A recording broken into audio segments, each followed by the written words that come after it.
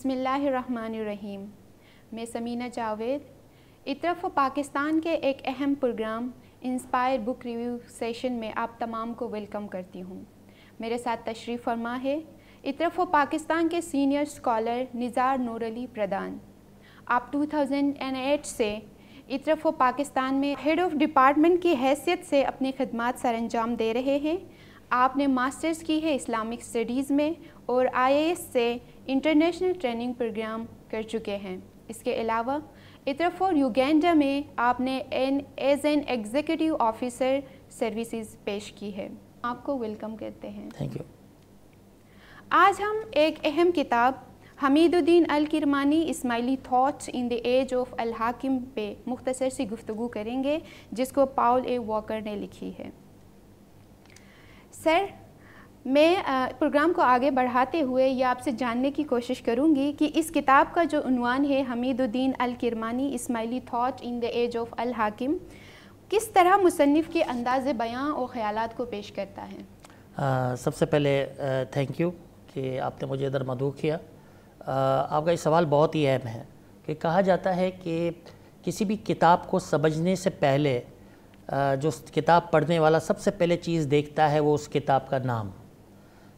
जैसे कि आपने उन्वान भी पेश किया, Hamiduddin Kirmani Ismaili thought in the age of अल हाकिम।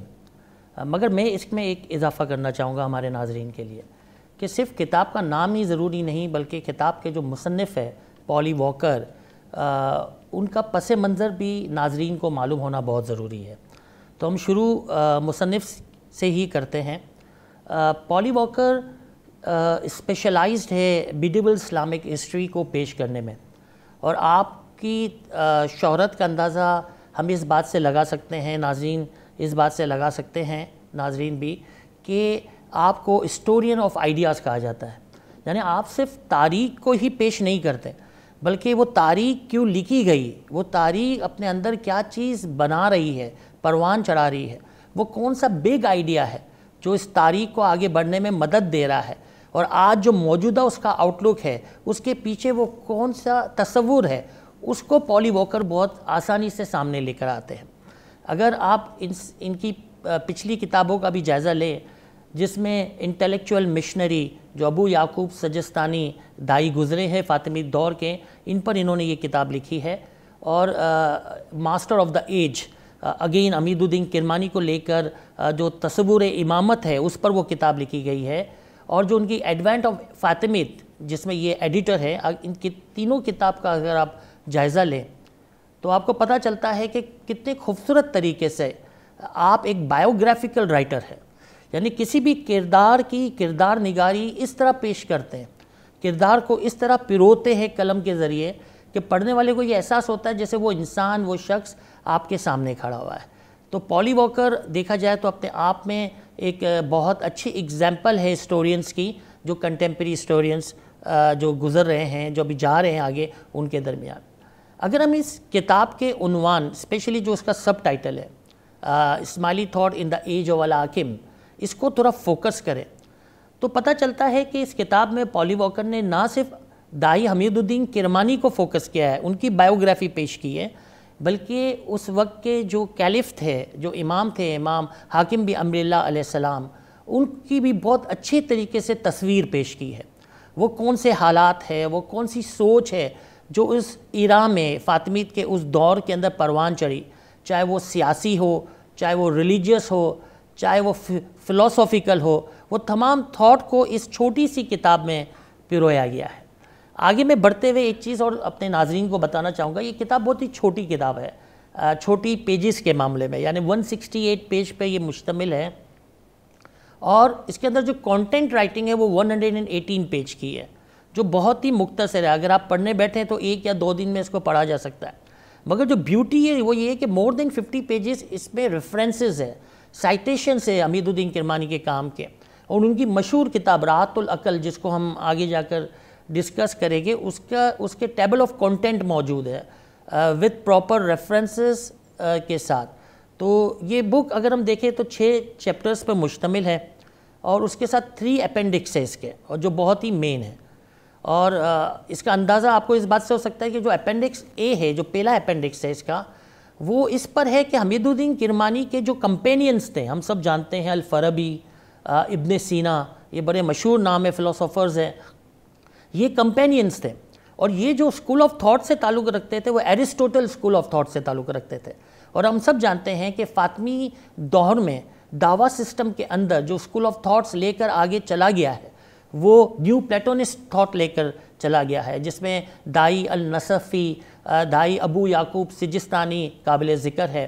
تو پیرالل پڑھنے والے کو جو یہ پتہ چلتا ہے کہ کمپینین جو حمید الدین کرمانی تھے وہ کس طریقے سے اس فلسفی کو آگے لے کر بڑھ رہے تھے اس ٹائم کے اندر. جو اپینڈکس بی ہے وہ ہسٹری کے جو اسٹوڈنٹس ہیں ان کے لیے بہت فائدہ مند ہے، کیونکہ اس میں بتایا گیا کہ حمید الدین کرمانی کے وہ کون کون سے کام ہیں جو ہماری تاریخ کو ہمارے سامنے لے کر آتے ہیں، جسے اگر ہم ریسرچ کرنا چاہیں تو استعمال کر سکتے ہیں. اور جو اپینڈکس سی ہے وہ ٹوٹلی ٹیبل آف کانٹینٹ ہے راحت العقل کا. آپ نے حمید الدین کرمانی کو ڈسکس کیا، تو میں چاہوں گی کہ آپ ہمارے ناظرین کو بتا دیں کہ حمید الدین کرمانی ہے کون اور کن وجوہات کی بنا پر امام نے ان کو عراق سے کائرو بلایا تھا. آپ نے حمید الدین کرمانی کو بہت اچھے طریقے سے سوال کے ذریعے پیش کیا کہ کس وجہ سے امام حاکم بن اللہ علیہ السلام نے حمید الدین کرمانی کو عراق سے کائرو بلایا تھا. ایک چیز جو سب سے اہم ہے جو میں ناظرین کے ساتھ شیئر کرنا چاہوں گا کہ ایسا نہیں کہ حمید الدین کرمانی جو دائی فاطمی دور کے ایک اہم دائی ہیں، اور ہم دیکھیں کہ ان کے کام کو، ان کے فلسفے کو، ان کی تھیولوجی کو جو انہوں نے امامت کو ڈیفینڈ کرنے میں لکھی ہے، ایسا نہیں کہ وہ صرف اسی وقت مشہور ہوئے جب امام نے ان کو کائرو بلایا. ہم سب جانتے ہیں جنہوں نے تاریخ پڑھی ہے کہ دائی حمید الدین کرمانی کو حجت العراقین کہا جاتا ہے. کیوں؟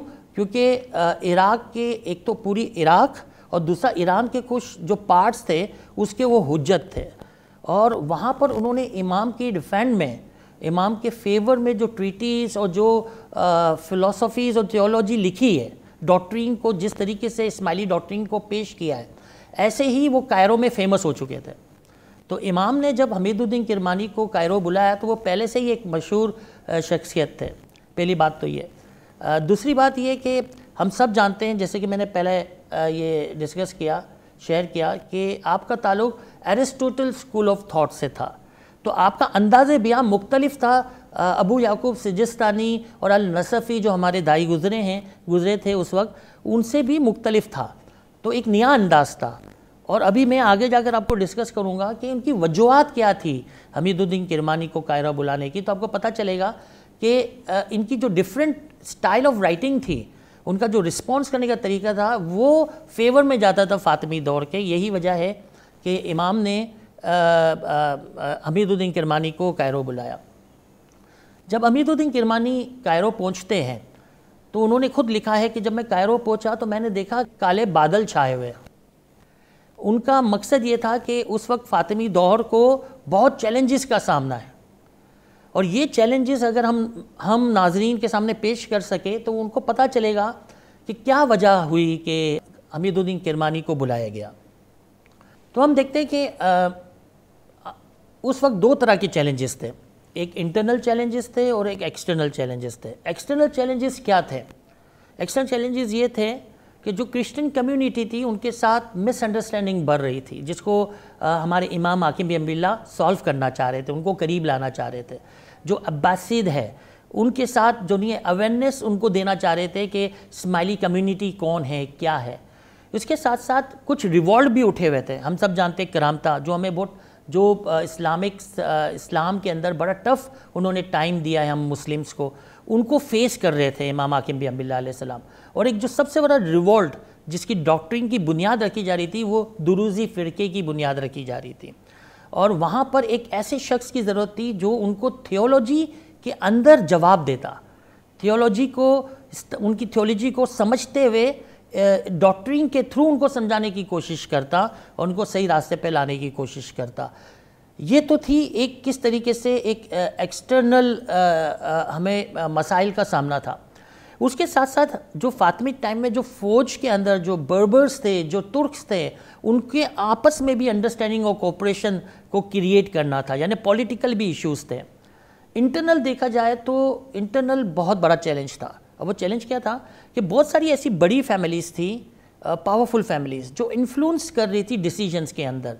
یعنی اس ٹائم پہ جو کیلف تھے امام حاکم بن انبی اللہ علیہ السلام، ان کے انٹرسٹ کو سیف گارڈ کرنے میں وہ رول پلے ادا نہیں کر رہے تھے. اور ہم سب جانتے ہیں کہ یہ وہ وقت تھا فاطمی دور کا جس میں دو بڑی پوزیشنز جو امامت کے بعد آتی ہے، قاضی قضات اور داعی دعات، یہ ایک ہی شخصیت کے انڈر ہوتی تھی. مثال کے طور پر ہماری تاریخ میں بہت بڑے داعی گزرے ہیں، قاضی نعمان.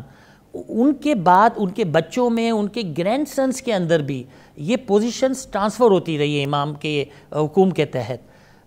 تو ایک وقت ایسا آیا کہ امام علیہ السلام کا جو انٹرسٹ تھا، جو حکومت چلانے کا، جو لوگوں کی فلاح و بہبودی کا، وہ انٹرسٹ پورا نہیں ہو رہا تھا. اور اس کے ساتھ ساتھ جو فاطمی دور کے اندر مجالس الخاصہ، مجالس الحکمہ جو چل رہی تھی، جو مریدوں کو ٹیچنگ کے لیے چل رہی تھی، وہ بھی اس طریقے سے اس کا کام سر انجام نہیں دیا جا رہا تھا. تو امام انسیٹسفائی ہوتے جا رہے تھے. یہی وجہ ہے کہ امام نے اس پوزیشنز پہ جو لوگ تھے ان کو اتار دیا. اس کے بعد الفریقی جو ہمارے اسماعیلی جورسٹ تھے، ان کو قاضی قضات اور داعی دعات کی پوزیشنز پہ لایا جاتا ہے. مگر وہ بھی اس طریقے سے کام نہیں کر پاتے، بلکہ وہ ان سے کچھ ایسے سیریس ایسے کام سر انجام ہوتے ہیں جو امام کے انٹرسٹ میں نہیں ہوتے.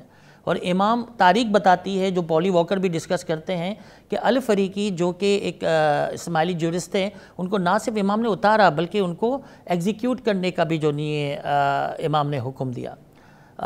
پھر اس کے بعد امام نے ہمارے جو اس ٹائم پہ جو بڑے اسکالرس تھے، جس میں خاص طور پر ابو فضل جعفر جو ایک بلائنڈ اسکالر تھے، ان سے کنسلٹیشن کی. اور اس کی بنیاد پر اس فاطمی دور میں پہلی بار ایک ہمبلی جورسٹ جس کا نام ابن ابی عوام تھا، اس کو ایز اے قاضی قضات لے کر آیا. یعنی فاطمی دور میں یہ وہ دور تھا جب قاضی قضات اور داعی دعات کو الگ کیا گیا اور قاضی قضات پر ہمبلی جورسٹ کو بٹھایا گیا، اور اس کے ساتھ 4 اسماعیلی جورسٹ رکھے گئے کنسلٹیشن کے لیے. اور یہ وہ دور تھا، جو وہ سنہری دور تھا جب ہر طریقے سے منسلک تعلق رکھنے والے جورسٹ رکھے جاتے تھے، تاکہ کوئی بھی فیصلہ کیا جائے وہ ہر شخص کے، اس کے مذہب، اس کے طریقے کے حساب سے کیا جائے. تو یہ ایک جو اچھی چیز ہمیں نظر آتی ہے. دوسرا، داعی دعات کی پوزیشن پہ امام علیہ السلام نے ابو منصور خاتقین اس کو اپوائنٹ کیا. یہ بہت بڑی پوزیشن ہے داعی دعات کی. اور ان کو بھی ہم تاریخ اگر دیکھیں تو یہ ڈیمسکس کے گورنر گزرے ہیں. اور حضرت امام جعفر صادق علیہ السلام کے جو گھر تھا مدینہ میں، اس کو جب امام علیہ السلام لینا چاہ رہے تھے، اس کو رینوویٹ کرنا چاہ رہے تھے، تو وہ تمام ڈیلنگ اس وقت جو ڈیمسکس کے گورنر تھے، جو ابو منصور خاتقین، جنہیں امام علیہ السلام نے داعی دعات بنایا، اس کو اپوائنٹ کیا تھا، اس کو دیا تھا وہ سب کام. تو ان کی بڑی اہمیت تھی. تو ہمارے جو داعی دعات کے خاتقین، انہوں نے امام سے کنسلٹ کر کے دروزی فرقے کو جواب دینے کے لیے اور کرامتہ کو فیس کرنے کے لیے، جو پولیٹیکل ایشوز کے اس کو ایڈریس کرنے کے لیے حمید الدین کرمانی کا نام امام کے سامنے رکھا، جسے امام نے منظور فرمایا. اور پھر داعی حمید الدین کرمانی امام کے حکم سے، امام کے ہدایت کے تحت کائرو تشریف لائے. سر، اس کتاب کو جب ہم اسکیم کر رہے تھے تو وہاں پہ ایک انٹرسٹنگ نظریہ ہمیں اس میں پڑھنے کو ملتا ہے، جس میں رائٹر جو ہے ڈبل آبزرونس کا نظریہ پیش کرتا ہے. سر، آپ ناظرین کو بتائیں گے کہ یہ ڈبل آبزرونس کا نظریہ کیا ہے؟ یقینی طور پر ناظرین بہت جلد ہی یہ جاننا چاہیے گے کہ ڈبل آبزرونس ہے کیا. کہ میں نے بھی جب پہلی بار، یہ چیپٹر کا نام بھی ڈبل آبزرونس ہے. یہ وہ فلسفہ ہے، یہ وہ تصور ہے جس کے گرد حمید الدین کرمانی کی پوری فلسفی گھومتی ہے، پوری تھیولوجی گھومتی ہے. ڈبل آبزرونس یعنی ڈبل وے آف ورشپ، جس کو العبادتین کہہ کر پکارا گیا ہے. یعنی یہ اپنے اندر علم اور عمل دونوں طریقے سے خدا کی عبادت کی طرف لے کر جاتا ہے، کہ کس طریقے سے ایک انسان کو علم اور عمل میں بیلنس رکھنا چاہیے، کس طریقے سے اگر اس کو ہم مزید دیکھیں تو کس طریقے سے کسی بھی چیز کو سمجھنے کے لیے اس کے ظاہر کا علم اور اس کے باطن کا علم ہونا ضروری ہے. کس طریقے سے تنزیل اور تعویل دونوں کی اہمیت ہے. اس کو ہم کہتے ہیں ڈبل آبزرونس. یعنی ایک انسان نہ صرف خدا کی سمجھ کو حاصل کرنے کے لیے نالج حاصل کرے، بلکہ اس نالج کو عمل کے ذریعے بھی دے.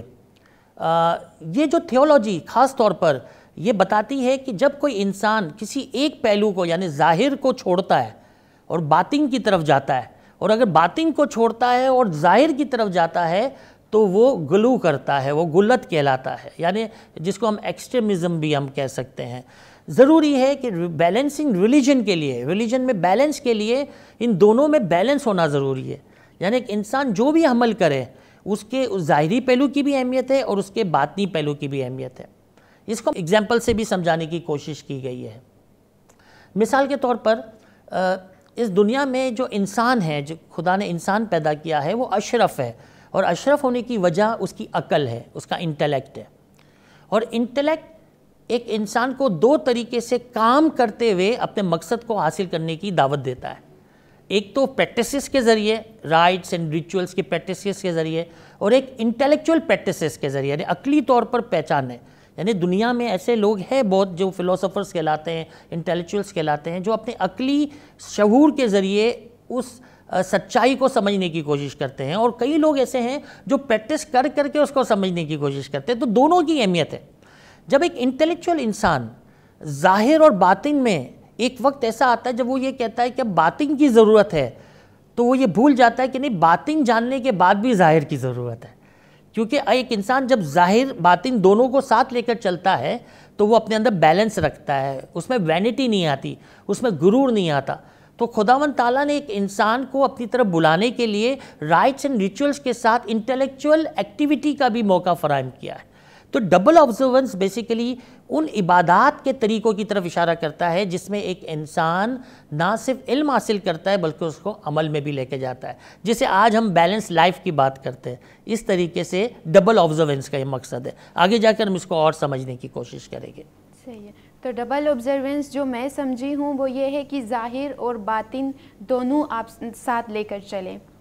تو اس کے علاوہ جو ہے نا، اس کتاب میں آپ کیا ہمارے ناظرین کو بتائیں گے کہ اور کون سے تصورات پر رائٹر بات کر رہے ہیں؟ اچھا، اس کتاب میں دیکھا جائے تو جو سب سے بگ آئیڈیا ہے، جو سب سے بڑا آئیڈیا ہے، جس کے انڈر میں یہ ڈبل آبزرونس اور یہ سب چیزیں آتی ہے، وہ عقیدہ توحید ہے۔ حمید الدین کرمانی جگہ جگہ یہ سمجھانے کی کوشش کرتے ہیں، عقیدہ توحید کا معنی یہ ہے کہ اللہ بالاتر ہے، اس تک کوئی خیال، کوئی وہم، کوئی فہم نہیں پہنچ سکتا۔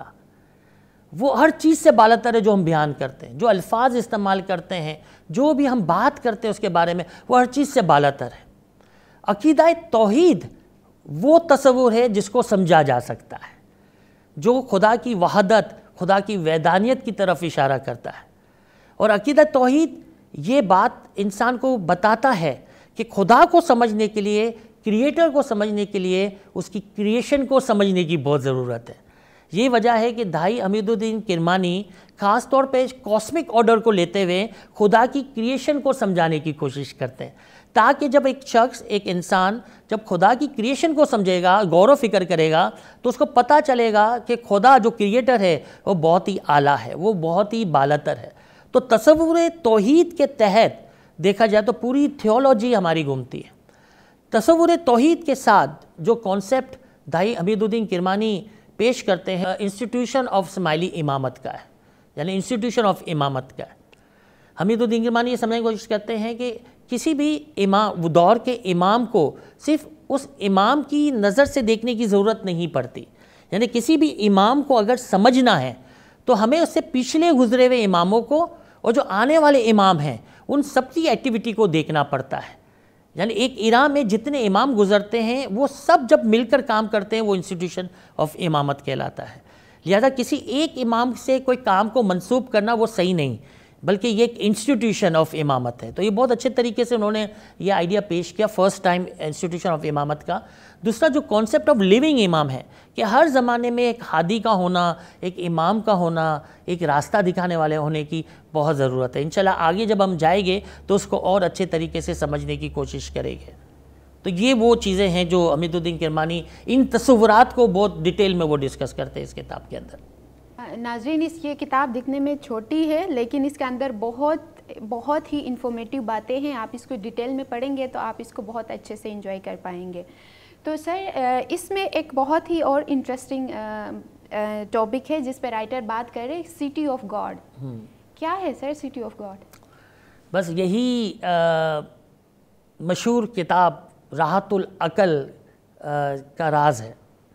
یعنی حمید الدین کرمانی کی جو مشہور کتاب راحت العقل، جس کے معنی راحت العقل کے معنی ہیں comfort of intellect, paradise of reason ہے.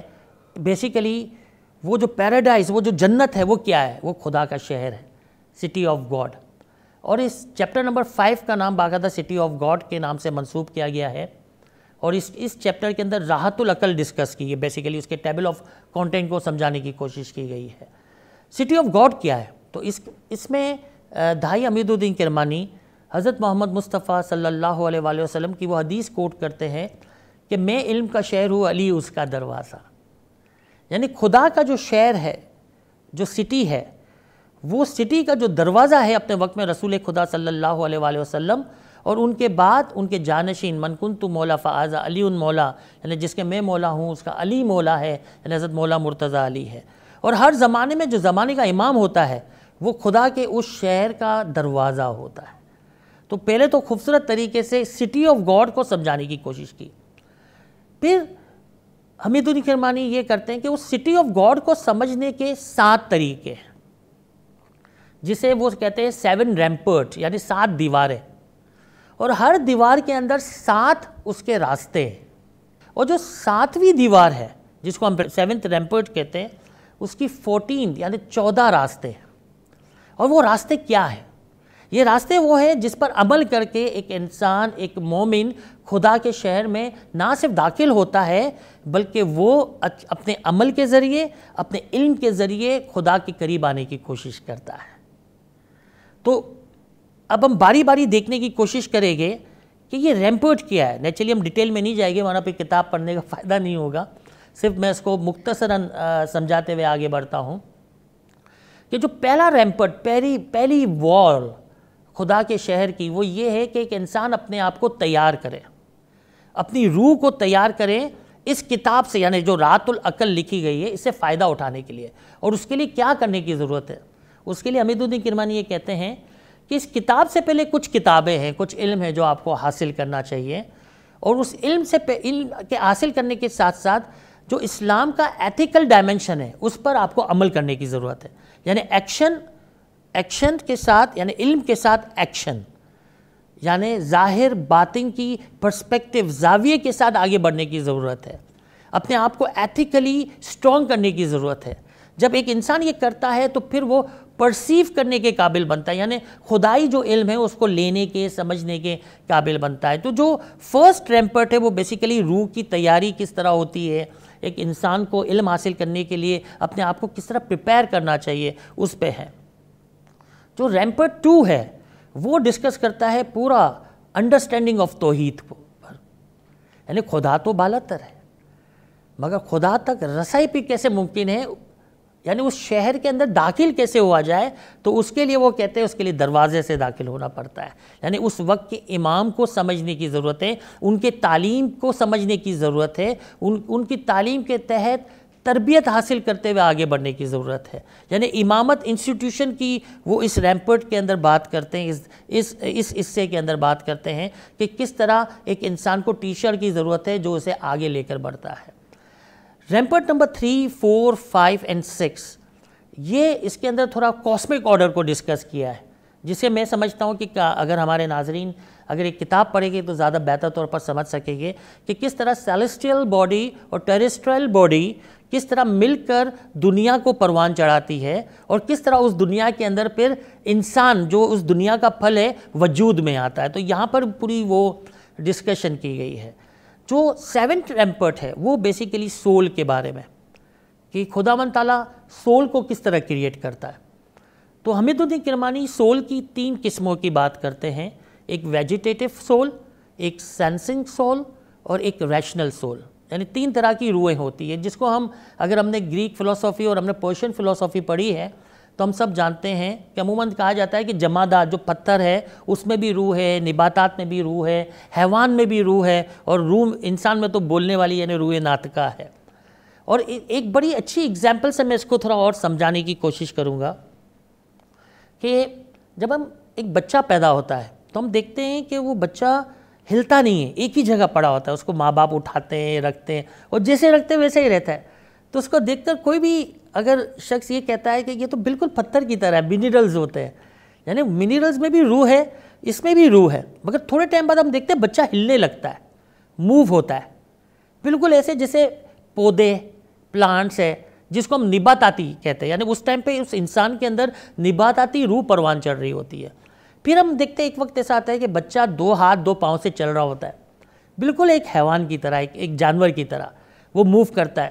اچھا، جانور میں بھی عقل ہوتا ہے، انٹیلیکٹ ہوتا ہے، شعور ہوتا ہے، ایسی بات نہیں ہے، مگر نیچرلی وہ شعور نہیں ہوتا جو انسان کے اندر ہوتا ہے. تو اگر جانور کے سامنے کوئی بھی چیز رکھو، اس کو منع کرو، وہ ہاتھ لگاتا ہے. اسی طرح اس بچے کے سامنے اگر جلتا ہوا کوئلہ رکھ دیا جائے تو بھی بچہ یہ خوف ہے کہ روشنی دیکھ کر وہ اس کو پکڑ لے گا، وہ اپنا ہاتھ جلا دے گا. یعنی یہ شعور کی وہ حالت ہوتی ہے جس کے اندر ہم بولتے ہیں کہ اس انسان کے اندر حیوانی روح بھی موجود ہے. پھر بات ہے ہیومن سول، انسانی روح. جب وہ بچہ بولنے لگتا ہے، چلنے لگتا ہے، پکارنے لگتا ہے، سوچنے لگتا ہے مجھے میٹھا کھانا ہے، مجھے کڑوا کھانا ہے. اسی طرح ہر انسان کے اندر یہ 4 قسم کی روح ہوتی ہے، جسے حمید الدین کرمانی نے ویجیٹیٹو سول کی نام لے کر پکارا ہے، سینس کرنے والی سول کا نام لے کر پکارا ہے، اور ریشنل جو سوچتی ہے، جو غور و فکر کرتی ہے. تو یہ روح کو سمجھاتے ہوئے ہر روح کی پرورش کس طرح کی جاتی ہے، اور ایک کس طرح ہیومن سول کسی گائیڈر کے پیچھے چلتے ہوئے، ٹیچر کے پیچھے چلتے ہوئے اپنی منزل، اپنے مقصد تک پہنچتا ہے. مگر اس سول کے لیے جو سب سے اہم چیز ہے وہ یہ ہے کہ وہ بیلنس رکھے اپنے جسم کو اپنی روح کے ساتھ. حمید الدین کرمانی بہت خوبصورت بات کرتے ہیں اس ریمپرٹ کے اندر کہ جسم کشتی کی مانند ہے جس میں ایک روح سوار ہوتی ہے اور اپنے منزل تک جاتی ہے. اب کہنے والا تو کہے گا کہ اصل چیز تو منزل ہے، مگر آپ جو نہیں ہے اس کشتی کو، اس جسم کو اگنور نہیں کر سکتے، کیونکہ یہ وہ جسم ہے جو آپ کو لے کے جاتا ہے. یہی وجہ ہے کہ بیلنس کی بہت ضرورت ہے. تو سٹی آف گاڈ ایک ایسا سٹی کی طرف اشارہ ہے جس کے اندر زمانے کے امام کے پیچھے چلتے چلتے ایک انسان، ایک مرید اپنے آپ کو ترقی کی طرف لے کے جاتا ہے، مگر اس کا شرط یہ ہے کہ وہ اسلام کے جو اخلاقی اصول پر عمل کرے، وہ اپنے آس پاس موجود انسانیت کی مدد کرے، اس سے محبت کرے. یہ سب لے کر جب وہ بڑھتا ہے تو وہ صحیح معنوں میں اس سٹی آف گاڈ میں کامیاب ہو سکتا ہے. تو یہ وہ سٹی آف گاڈ کیا ہے یہ بتانے کی کوشش کی گئی ہے. یقیناً سر بہت اچھے انداز میں ہمیں اس کتاب کا جو سینوپسس ہے وہ ہمیں سمجھا رہے ہیں. سر میرا ایک اور سوال ہے آپ سے کہ حمید الدین کرمانی جو ہے فاطمید پیریڈ میں یا اس ٹائم پہ دعویٰ سسٹم کو جو چیلنجز کا سامنا کرنا پڑتا تھا ان کو کس طرح سے ایڈریس کیا ہے؟ یہ بہت ہی اہم سوال ہے، اور ہمارے ناظرین ڈیفینیٹلی یہ جاننا چاہیے کہ امام حاکم بن اللہ علیہ السلام کے دور میں جب اتنے چیلنجز تھے تو اس میں دعویٰ سسٹم، اس میں مشن ڈپارٹمنٹ کس طرح کام کرتا تھا. ہم سب جانتے ہیں کہ جو چیف تھے دعویٰ سسٹم کے وہ داعی دعات کہلاتے تھے، اور اس وقت ہم نے یہ بھی ناظرین کو بتایا کہ ابو منصور کاتکین باقاعدہ وہ دعویٰ سسٹم کے ہیڈ تھے، داعی دعات تھے، اور ان کے انڈر میں پورا ایک سسٹم تھا جو فاطمی دور میں ایک اس سسٹم کے تحت دعوت کو بڑھایا جاتا تھا، آگے دعوت کا کام کیا جاتا تھا. اور اس میں رینکنگ تھے، جیسے جو سب سے اہم رینک تھا وہ لو گیور کا تھا، یعنی جس کو ہم ناطق کہتے ہیں، اور پھر اس کے بعد فاؤنڈر جس کو ہم حساس کہتے ہیں. صحیح ہے. اس کے بعد امام، باب اور حجہ، یہ 5 رینک سب سے بڑے رینک ہیں.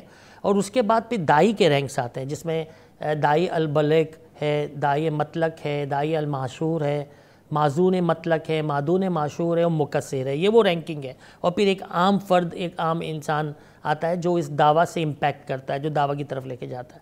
تو جب حمید الدین کرمانی آیا تو اسی طرح سسٹم چل رہا تھا، مگر چیلنج تھے. مثال کے طور پر یہ وہ دور تھا جب مجالس الحکمہ کو بند کر دیا گیا تھا، کیونکہ وہ اس کا جو رزلٹ تھا، اس کے جو نتائج تھے، اور امام علیہ السلام، امام حاکم علیہ السلام جس طرح چاہتے تھے اسے رن نہیں کیا جا رہا تھا. تو سب سے بڑا تو چیلنج یہ تھا یہ مجالس الحکمہ کو چلانے کا تھا، جو حمید الدین کرمانی نے آ کر خاتقین جو ہمارے داعی دعات تھے ان کے ساتھ مل کر باقاعدہ اس کا آغاز کیا، اور اس لیول پر آغاز کیا کہ امام بھی بڑے مطمئن ہوئے اور جو مرید تھے ان کو صحیح طرح تعلیم دی جانے لگی. تو سب سے اہم چیز تو یہ تھی. دوسرا یہ دعوی سسٹم جہاں انٹرنل سپورٹ کر رہا تھا وہاں اس سسٹم نے وہ ڈاکٹرنگ وہ تھیولوجی کو بھی ڈسکس کرنا شروع کیا جو جواب دے رہا تھا دروزی فرقہ جو وجود میں آنے کے لیے تیار تھا اس ٹائم پر. ہم سب جانتے ہیں کہ دروزی فرقہ وہ تھا جو اسماعیلی طریقے سے الگ ہو گیا تھا, اور اس کے جو لیڈرز تھے وہ الاکرام, الدرزی اور اس کے ساتھ حمزہ, یہ 3 پرومیننٹ کیریکٹرز ہیں جنہوں نے دروزی فرقے کو آگے بڑھانے میں مدد دی. تو ان کا جو کانسیپٹ تھا وہ ہم سب اس کے اندر پولی واکر نے بھی پیش کیا ہے کہ کس طریقے سے وہ ظاہر کے منکر تھے اور وہ باطن کی طرف جانے کی کوشش کر رہے تھے, صرف اور صرف باطن کی طرف. وہ کہہ رہے تھے کہ اب ظاہر کی کوئی ضرورت نہیں ہے. تو بہت اچھے طریقے سے حمید الدین کرمانی نے جو دعویٰ سسٹم کے اندر رہتے ہوئے ان کو بھی سمجھانے کی کوشش کی ہے. تو دعویٰ سسٹم کو مدد دینے کے ساتھ ساتھ حمید الدین کرمانی نے اپنے ڈاکٹرینز کے ذریعے, آرٹیکولیشن کے ذریعے, امامت کی بنیادوں کو مضبوط کرتے ہوئے اس طرح کے تمام ریولٹ کو ایڈریس کرنے کی کوشش کی ہے. کیونکہ ہمارے پاس ٹائم بہت کم ہے تو اس لیے میں چاہوں گی سر کہ آپ اس بک کے حوالے سے ہمارے ناظرین کو کیا میسج دینا چاہیں گے؟ ویسے تو میں سمجھتا ہوں کہ ناظرین جب یہ کتاب پڑھیں گے تو ڈیفینیٹلی ان کو اس کتاب کو دیکھنے کا, ان کا اس کتاب کو دیکھنے کا ایک الگ ہی انداز ہوگا. میں نے جب اس کتاب کو پڑھنا شروع کیا تو نو ڈاؤٹ ایک مقصد تاریخ جاننا تھا کہ فاطمی دور کے اندر جو چیلنجز تھے کائرو میں اسپیشلی وہ کیا تھے, تو یہ اس کی طرف بہت اچھی روشنی ڈالتی ہے. دوسرا یہ کہ دائی حمید الدین کرمانی کے بارے میں ہمیں بہت کم معلوم تھا. یہ 20th سینچری جو اسپیشلی اس کے اندر کام کیا گیا ہے دائی حمید الدین کرمانی کو سامنے پیش کرنے کے لیے, ان کی بایوگرافی کو پیش کرنے کے لیے, وہ بہت ہی اہم ہے. تو دائی حمید الدین کرمانی کو سمجھنے میں بڑی مدد ملتی ہے. مگر ایز اے ہیومن بینگ میں نے جو اس کتاب سے فائدہ اٹھایا اور یہ میرا سب سے بڑا میسیج ہے, میں سمجھتا ہوں یہ میسیج ہے, وہ یہ کہ ہم کوالٹی آف لائف کی بات کرتے ہیں, اور جب ہم کوالٹی آف لائف کی بات کرتے ہیں تو بیلنس کی بات کرتے ہیں, یعنی دین اور دنیا میں بیلنس کی بات کرتے ہیں. اور یہ مجھے نظر آیا دائی حمید الدین کرمانی کی ڈاکٹرنگ میں, ڈبل آبزرونس جو ان کا تصور ہے اس کے تحت, کہ بیلنس کی کتنی امپورٹنس ہے.